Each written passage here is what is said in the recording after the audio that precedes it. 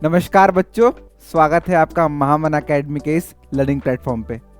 बच्चों, आज हम CUET जनरल टेस्ट का हिस्ट्री का एक बहुत ही important portion modern history start करने जा रहे हैं। बच्चों, मॉडर्न हिस्ट्री जो है यानी कि हमारा जो आधुनिक इतिहास है वो इंडिया में ऑलमोस्ट मानिए कि जब ब्रिटिश या फिर यूरोपियन इन्वेजन ऑलमोस्ट बोले तो 1500 या फिर 1600 सेंचुरी से स्टार्ट होता है और जब तक से हमारा भारत देश आज़ाद नहीं हो जाता तब तक चलता है। आज बच्चों हम बहुत इंपॉर्टेंट पोर्शन यानी कि इंडियन नेशनल मोमेंट, जितने भी मेजर मोमेंट्स रहे हैं वो कैसे हुए, वो कैसे पनपे, उनमें क्या क्या चीज़ें हुई, उस पर क्या बहुत रिलेवेंट है आपके लिए, वो चीज़ें से हम लोग बच्चों देखेंगे, पढ़ेंगे और समझेंगे। लेक्चर थोड़ा लंबा हो सकता है, आप एकदम शांति बना के बैठे रहिएगा, नोट्स निकाल लीजिएगा, जो जो इंपॉर्टेंट पॉइंट्स मैं बोलूँ उसे लिख लीजिएगा, क्योंकि इस क्लास में मैं आपको जो जो चीज़ें बताऊंगा वो आपके अपकमिंग एग्ज़ाम CUET के लिए और इनफैक्ट कहें तो NDA वगैरह के लिए भी बहुत ही इंपॉर्टेंट और रिलेवेंट होगा। आगे बढ़ते हैं बच्चों, ठीक है। सबसे पहले बच्चों हम लोग देखेंगे रिवॉल्ट ऑफ 1857 को। रिवॉल्ट ऑफ 1857 का बच्चों दूसरा नाम क्या है? Sepoy mutiny.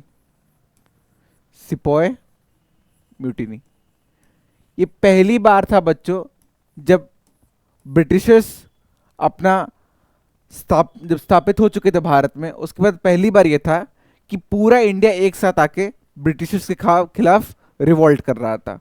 ठीक बच्चों, रिवॉल्ट ऑफ 1857 के मेजर कॉजेज क्या थे? सबसे पहले हम लोग पॉलिटिकल कॉजेज देखेंगे, उसमें क्या था? डॉक्ट्राइन ऑफ लेफ्ट डलहौजी का, फिर सब्सिडरी अलायंस और annexation of Awadh. Doctrine of left Dalhousie क्या था कि राजा का जो भी नेचुरल हेयर होगा उसको प्रॉपर्टी ना मिलके किसको मिल जाएगा? ब्रिटिश सरकार को। ठीक, इकोनॉमिक में भी बहुत सारे कारण थे बच्चों, heavy taxation, destruction of the traditional industries, exploitation of peasants. आपको पता होगा कि जबरदस्ती उनसे अलग तरह की इंडिगो उगवाते थे, ना कि जो वो लोग खेती करना चाहते थे। ठीक, आगे बढ़ते बच्चों, अगला क्या है? Social religious, interference in religious practices, fear of force conversion, racial discrimination. ठीक, बहुत ज़्यादा आपको पता होगा कि बहुत ज़्यादा क्या कहते हैं फोर्स कन्वर्जन हो रहा था, बहुत ज़्यादा क्रिश्चियनिटी में लोगों को बहुत मास और ह्यूज लेवल पे बदला जा रहा था। ठीक, फिर अगला क्या था? Military, controversial use of grease cartridges, जैसे कि रूमर ये था क्या था कि इसमें हम लोग गाय और क्या कहते हैं मेनली क्या कहते हैं गाय और जो क्या कहते हैं गाय हम लोग हिंदू रिलीजन को बहुत मानते हैं, वैसे ही जो इस्लाम के लोग होते हैं वो लोग पिग को बहुत मानते हैं, तो उनकी क्या कहते हैं फैट का यूज़ किया जा रहा था, ये भी एक तरह का रूमर फैल गया था। ठीक, ये इमीडिएट कॉज में यही है, the introduction of the Enfield rifle and the rumour that it's cartilages were grease with cow and pig fat which offended both Hindus and Muslim sepoys. ये मेन, उसके बाद एकदम भड़क गए थे ये लोग। ठीक, आगे बढ़ते बच्चों, कुछ की इवेंट्स देख लेते हैं क्या था। एक तो आपका मीरठ म्यूटिनी जो हुआ था वो है। ठीक, फिर capture of Delhi, Bahadur Shah Zafar was proclaimed empire of India. ठीक, ये बहुत इंपॉर्टेंट था। ठीक, स्प्लिट ऑफ द रिवॉल्ट, फिर रिवॉल्ट बहुत स्प्लिट हुआ, उसमें ये बहुत इंपॉर्टेंट आपके CUET के लिए, ये कौन से लीडर कहाँ से लड़ना चालू किए थे? तो बहादुर शाह जफर दिल्ली से, रानी लक्ष्मीबाई झांसी से, नाना साहेब कानपुर से, तात्या टोपे कानपुर से, बेगम हजरत महल लखनऊ से और कुंवर सिंह जो कि अवध यानी कि बिहार से यानी कि आरा से राजा कुंवर सिंह लड़ रहे थे। ठीक, आगे बढ़ते बच्चों, ये आपके लिए बहुत रिलेवेंट है, ये आप पे काम का है। आगे बढ़ते बच्चों, इसके बाद हम लोग देखेंगे बच्चों कैसे इंडियन नेशनल कांग्रेस फॉर्म हुआ, एकमात्र जो पार्टी थी जो ब्रिटिशर्स के खिलाफ खड़ी हुई थी उस समय। ठीक, इंडियन नेशनल कांग्रेस का बच्चों फॉर्मेशन 1885 में बाय A.O. ह्यूम्स। कौन थे? A.O. ह्यूम्स, ये एक एंथ्रोपोलॉजिस्ट थे, क्या कहते हैं आपको यूरोप के ही थे। ठीक, बहुत ही इंपॉर्टेंट पर्सन थे, इन्होंने ही इंडियन नेशनल कांग्रेस की फॉर्मेशन की थी। ठीक है बच्चों, इसका मेन ऑब्जेक्टिव क्या था? To provide a platform for political dialogue and demand reforms. ठीक, इसके बच्चों सबसे पहले प्रेसिडेंट कौन थे? W.C. बनर्जी, ये आता है आपको फर्स्ट प्रेसिडेंट ऑफ INC। कौन थे? W.C. बनर्जी। ठीक बच्चों, फिर उसके बाद बच्चों एक बहुत मेजर इवेंट हुआ, वो क्या था? Partition of Bengal. मेन जो बच्चों क्या कहते हैं पार्टीशन ऑफ बंगाल जो हुआ था उस समय वॉइसरॉय कौन था? लॉर्ड कर्जिंग। आपको मैंने एक इंपॉर्टेंट वॉइसरॉयज और important governor generals of India का भी लेक्चर लेकर आया है, आप उसको भी देखिएगा, ठीक, आपको और क्लियर हो जाएगा। ठीक, यही जो पहला मूवमेंट था, यहीं से बच्चों पहली बार देश में स्वदेशी एंड बॉयकॉट मूवमेंट चालू हो गया था। पहली बार हम लोग एक ठीक ठाक या फिर लार्ज स्केल पे कह सकते हैं कि ब्रिटिश गुड्स को बॉयकॉट करने लगे थे और स्वदेशी अपनी चीज़ों को यूज़ करना स्टार्ट कर दिए थे। ठीक बच्चों, फिर ये पार्टीशन एंड हो गया था 1911 में।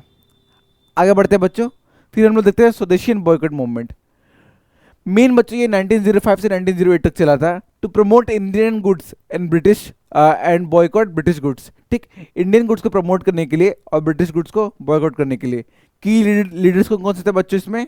बाल गंगाधर तिलक, बिपिन चंद्र पाल, लाला लाजपत राय यानी लाल बाल पाल। ठीक, इम्पैक्ट क्या था? Mainly mark the beginning of mass participation in the freedom struggle. ठीक, फिर उसके बाद बच्चों क्या आया था? Home rule league.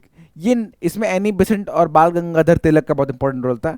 ये 1916 से लेकर 1918 तक चला। इसको लीड किसने किया था? Bal Gangadhar Tilak and Annie Besant ने। ऑब्जेक्टिव क्या था? To achieve self government with the British within the British empire. क्या मतलब?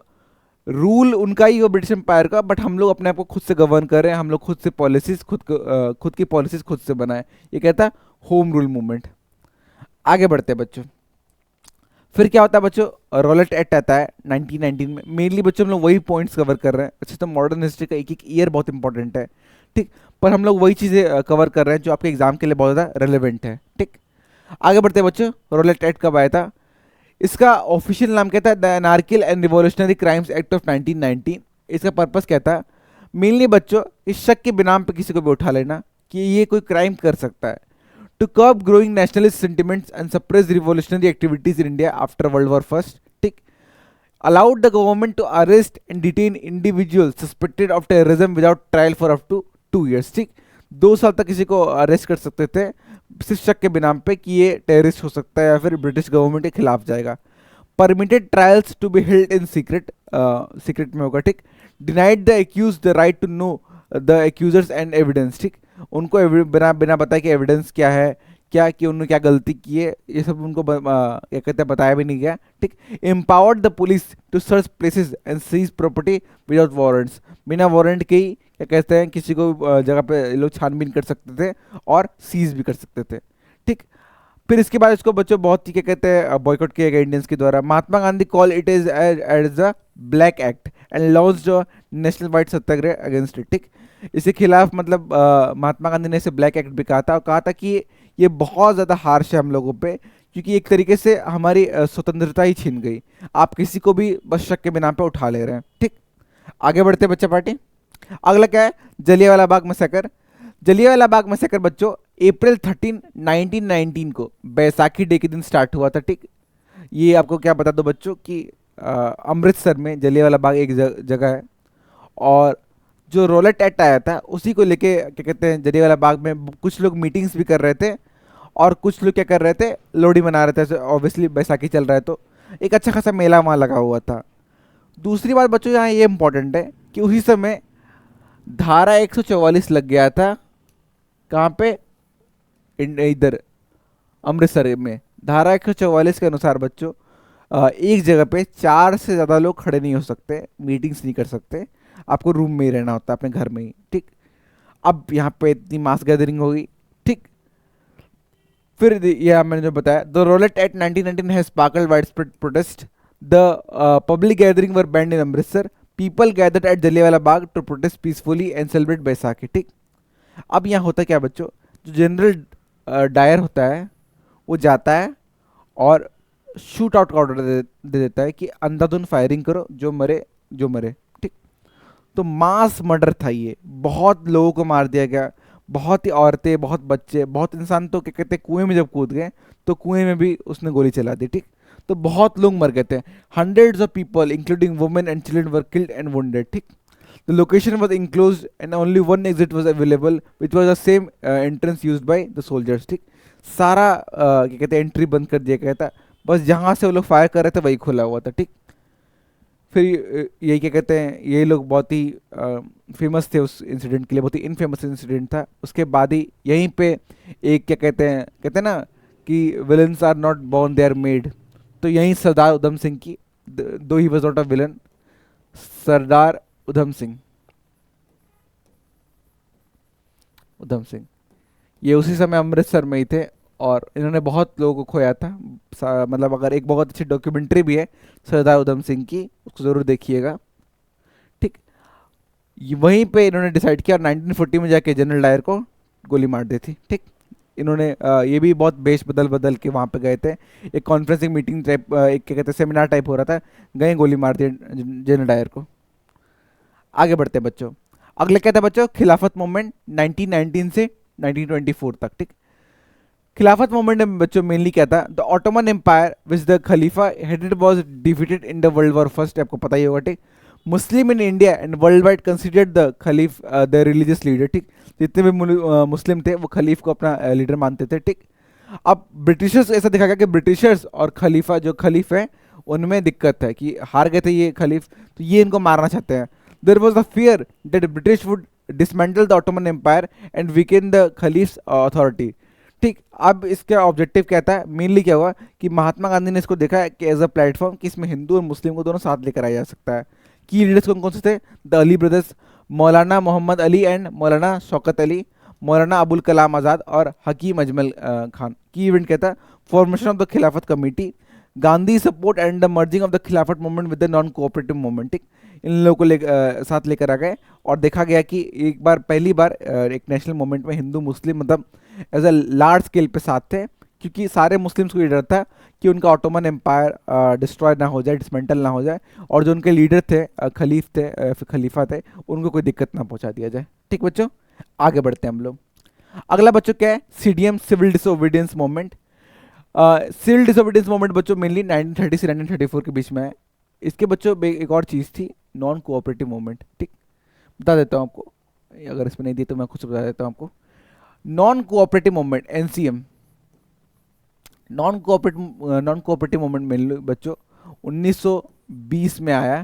ठीक, 1920 में आया। और मेनली ये क्यों आया था कि हम लोग ब्रिटिश के गुड्स को क्या कहते हैं, जो ब्रिटिश गुड्स थे उसको क्या कहते हैं बॉयकॉट करेंगे, स्वदेशी मूवमेंट जैसा ही था। प्लस हम लोग सत्याग्रह करेंगे, सत्याग्रह के राह पे चलेंगे। ये बहुत ही एक पीसफुल, ये एक बहुत ही पीसफुल इवेंट होगा, इसमें कोई हम लोग क्या कहते हैं गन ये सब का यूज़ नहीं करेंगे। दूसरी बात, मास लेवल पे जो क्या कहते हैं इंडियंस लोग थे, उन्होंने ब्रिटिश जितने भी ब्रिटिश स्कूल्स थे, फर्म्स थे, कंपनीज थे, उनको छोड़ दिया और स्वदेशी हो गए। दूसरी बात यहाँ इंपॉर्टेंट ये है बच्चों कि ये डिसाइड कब हुआ था, तो ये एनसीएम हुआ क्यों, इसके बहुत सारे कारण थे। एक तो वर्ल्ड वॉर वन में बहुत सारे इंडियंस मारे गए थे। ठीक, आपको क्या कहते हैं जो चीज़ें क्या कहते हैं, एक मेजर ड्राउट होता, बहुत भूखमरी आ गई थी। फिर जो आप लोग कह सकते हैं जलियांवाला बाग में हुआ, जलियांवाला बाग में हुआ, इससे कारण ये चीज़ें आई। ये जो बच्चों मूवमेंट था बहुत ही लार्ज स्केल पे चला और 1922 में ख़त्म हो गया। कैसे हुआ, क्या था बच्चों, चौरा चौरी कांड जिसको कहते हैं हम लोग, चौरा चौरी एक जगह है।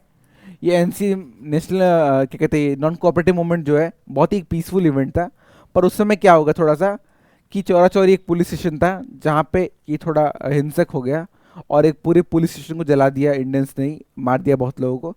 उसके बाद महात्मा गांधी ने एनसीएम को कॉल ऑफ कर दिया कि that was not our motto, हम लोग अहिंसा करने वाले थे, हिंसा नहीं। आगे बढ़ते बच्चों, फिर आता है civil disobedience movement. Dissatisfaction with the Simon Commission report, demand for Purna Swaraj, ये मेनली ये चीज़ें थी कि पूर्ण स्वराज की डिमांड 1929 में आ गई थी, 1929 में। ठीक, लाहौर सेशन में। ठीक, dissatisfaction with the Simon commission, जो साइमन कमीशन का रिपोर्ट आया था उससे भी दिक्कत हो गई थी। गांधीज 11 डिमांड्स जो क्या कहते हैं वो जो रिजेक्ट कर दिया था किसने, ब्रिटिश गवर्नमेंट ने।